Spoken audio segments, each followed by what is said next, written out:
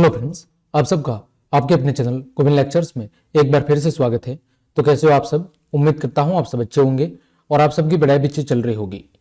तो किसी प्यारे विद्यार्थी ने हमें कक्षा 10 सामाजिक विज्ञान का यह अर्धवार्षिक परीक्षा का पेपर शेयर किया था और उन्होंने बताया था कि हमारा यह पेपर हो चुका है।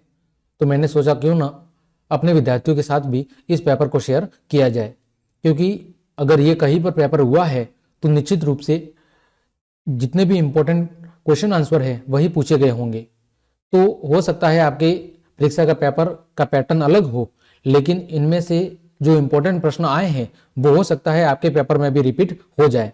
तो इसीलिए मैं ये पेपर आपके साथ शेयर कर रहा हूँ, ठीक है। कुछ लोग कमेंट करते हैं कि पेपर फेक है, ऐसा है ऐसा है। तो बच्चों में फेक पेपर कभी भी नहीं चढ़ा था। ये पेपर भी किसी विद्यार्थी ने मुझे व्हाट्सएप पर शेयर किया है कि सर ये आज हमारे यहाँ पेपर हो गया है।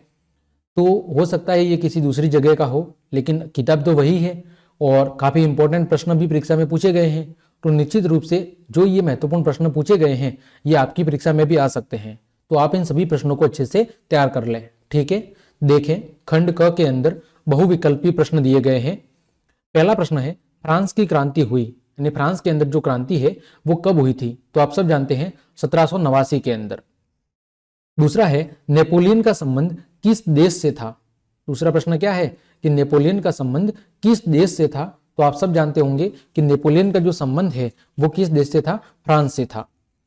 अगला है, रोलेट एक्ट कब पारित हुआ था? तो जो रोलेट एक्ट है वो पारित हुआ था 1919 के अंदर।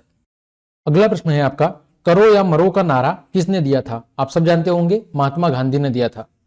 पांचवा प्रश्न, जर्मनी के एकीकरण में मुख्य भूमिका किसकी थी? तो वो थी ओटो वॉन बिस्मार्क की।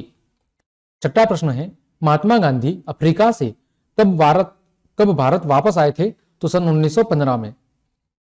अगला, लेटेराइट मृदा का रंग कैसा होता है? तो गहरा लाल होता है।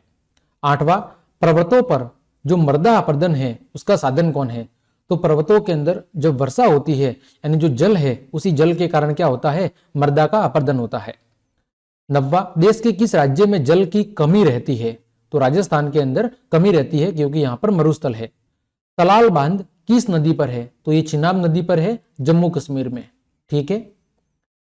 इनमें से कौन सी एक रबी की फसल नहीं है?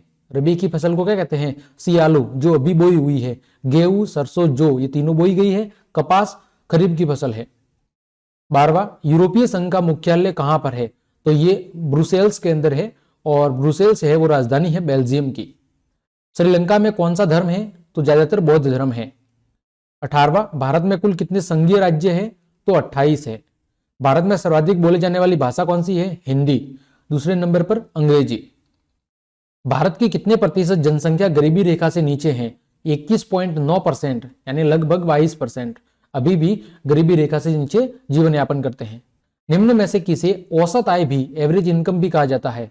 तो जो प्रति व्यक्ति आय है उसे ही औसत आय भी कहा जाता है।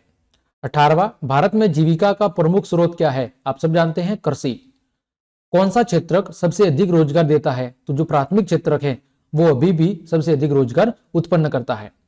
निम्न में से सार्वजनिक क्षेत्र में कौन सा उपक्रम नहीं है? तो जो टिस्को है ये एक प्रकार की प्राइवेट कंपनी है, ये सार्वजनिक उपक्रम नहीं है। तो ये खंड ए था जिसमें टोटल 1 से लेकर 20 अबसद वाले प्रश्न पूछे गए थे। काफी इंपॉर्टेंट है, कई सारे प्रश्न आपके एग्जाम में भी रिपीट हो सकते हैं। खंड ख है, वर्णनात्मक प्रश्न, लघु उत्तरीय प्रश्न। भारतीय राष्ट्रवाद के उदय के 3 कारणों को लिखिए कि भारत में राष्ट्रवाद का उदय कैसे हुआ। इसके लिए जो जिम्मेदार 3 कारण हैं उनको लिखना है।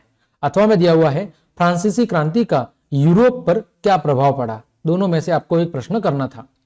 दूसरा प्रश्न है, भूक्षरण को रोकने के लिए 3 उपाय समझाइए, यानी भूमि का जो क्षरण हो रहा है, विनाश हो रहा है, अपरदन हो रहा है, उसको रोकने के 3 उपाय। अथवा में दिया हुआ है, चिपको आंदोलन क्या है?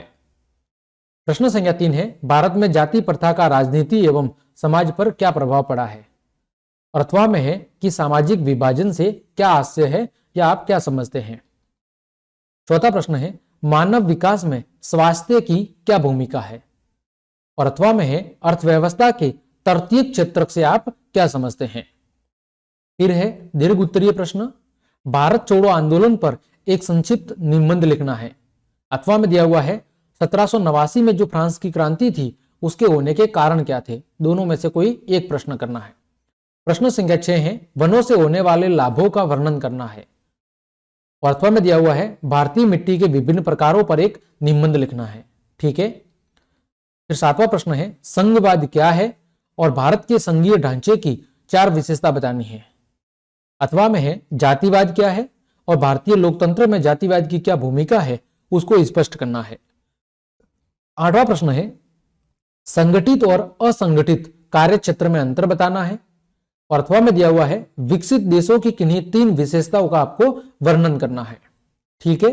फिर है मानचित्र कार्य, भारत के रेखा मानचित्र में निम्नलिखित को दर्शाइए। वह स्थान जहां पर जलियांवाला बाग हत्याकांड हुआ था, कहां हुआ था? जलियांवाला बाग हत्याकांड, जो जलियांवाला बाग है अमृतसर में, वहां पर हुआ था, तो वो स्थान अमृतसर बताना है। वह स्थान जहां गांधी जी ने नमक बनाना प्रारंभ किया था, तो वो कौन था? दांडी स्थान था। वह स्थान जहां आनंद भवन स्थित है, आनंद भवन कहाँ स्थित है, वो स्थित बताना है।